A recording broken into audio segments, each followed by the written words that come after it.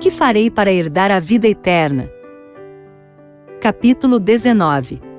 Ele proverá meio de escape quando fordes tentado.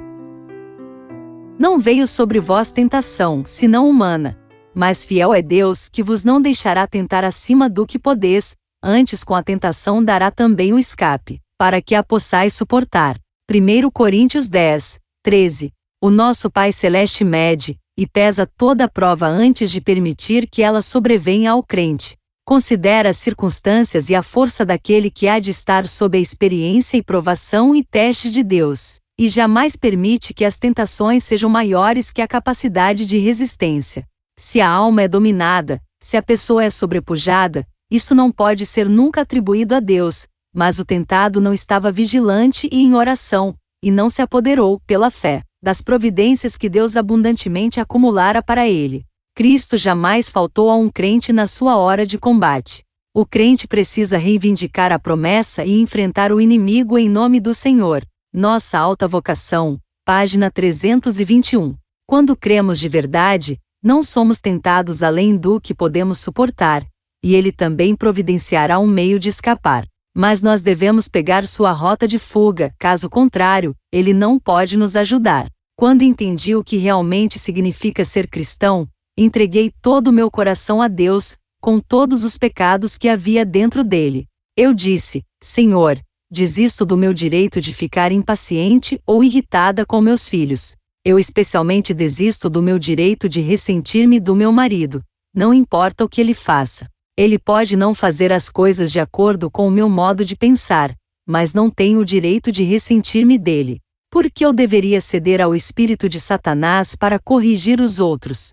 Quero ceder ao seu Espírito Santo, e permitir que o Senhor trabalhe em mim o seu amor por meus filhos e meu marido, e orar por eles, em vez de permitir que Satanás me use para trazer seu espírito para dentro do nosso lar. Quando me rendi totalmente a Deus, acreditei que Ele tiraria meu ressentimento, e me daria uma atitude de compreensão em relação a meu marido e filhos. E Ele fez. Eu também acreditei que Ele podia me impedir de cair como havia prometido. No dia seguinte, enquanto no trabalho, nenhuma tentação que eu me lembre me sobreveio, até a noite. Estávamos no culto familiar, e eu estava lendo um livro sobre a oração. De repente, meu marido, que era editor, corrigiu um problema de escrita no livro. Não há nada de errado em fazer isso, mas eu não gostava quando ele fazia isso no momento do culto, porque isso nos distraía. E assim eu o repreendia com o espírito errado e arruinava o culto todo. Mas eu culpava meu marido por estragar o culto. E nessa noite, quando ele corrigiu um problema do livro, eu imediatamente reagi. E imediatamente também, o Espírito Santo me convenceu fortemente de que eu havia pecado e imediatamente exclamei: pequei. A família ficou surpresa com a minha confissão. Lembro-me de uma vez, algum tempo depois, enquanto compartilhava essa história com alguém, meu filho, presente, comentou: "Oh, mamãe, como me lembro daquela noite. Foi a primeira vez que a ouvi assumir a culpa. Você percebe? Eu havia aprendido com meu pai a sempre culpar os outros quando eu ficasse chateada com eles, embora fosse o meu espírito que estivesse errado. É tão fácil culpar os outros quando nos deixamos irritar com algo que eles fazem ou dizem. Mas não há desculpas para o pecado. Naquela noite, novamente pedi a Deus que me perdoasse, me purificasse e me restaurasse a si mesmo. Então implorei a Ele que me mostrasse o meio de escape, para que eu não reagisse de maneira errada. E acreditei que Ele me haveria de ensinar a não cair, porque Ele havia prometido, Ele havia dito que era capaz de fazer isso. No dia seguinte, fui trabalhar e novamente, não me lembro de nenhuma tentação em especial, até chegar à noite, quando fomos fazer o culto em família, e eu estava lendo o mesmo livro. Mais uma vez, meu marido corrigiu um problema. Instantaneamente senti a tentação de reagir. Lemos que o cristão sentirá o impulso para pecar. Aqui é onde a ajuda de Cristo é necessária. Instantaneamente, o Espírito Santo me lembrou em minha consciência: você desistiu do direito de se ressentir do seu marido.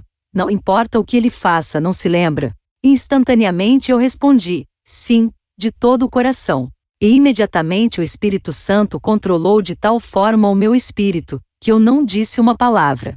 Ninguém sabia que eu estava sendo tentada, mas eu sabia que havia encontrado o meio de escape. Quando somos tentados, o Espírito Santo procura nos alertar, e, se nos submetermos rapidamente a Deus, então Ele terá o direito de controlar nosso espírito e nos dar a vitória. Mais tarde eu encontrei essas citações.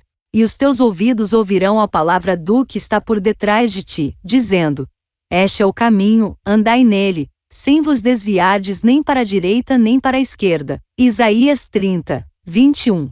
Vozes inspiradas por Deus clamam: Este é o caminho, andai nele. Se os homens atenderem à voz de advertência, se confiarem na guia de Deus e não no juízo finito, estarão seguros. Sentinelas fiéis estão de vigia, para dirigir pessoas por caminhos retos. Nos lugares celestiais, página 102. No momento em que a tentação vem, rapidamente devemos nos submeter a Deus. Ele sempre nos deixa livres para escolher. Logo que inclinemos nossa vontade de modo a harmonizar com a vontade de Deus, a graça de Cristo estará pronta a cooperar com o instrumento humano.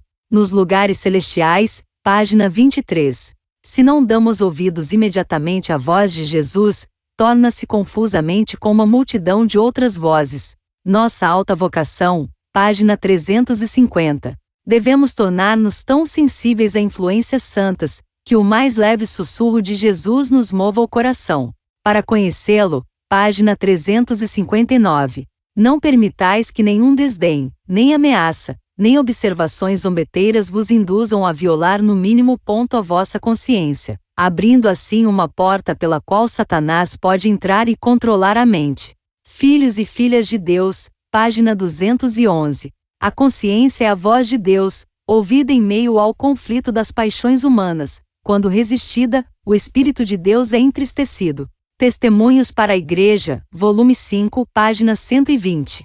Não entristeçais o Espírito Santo de Deus. Efésios 4, 30. O Espírito Santo não obriga os homens a seguir determinada conduta.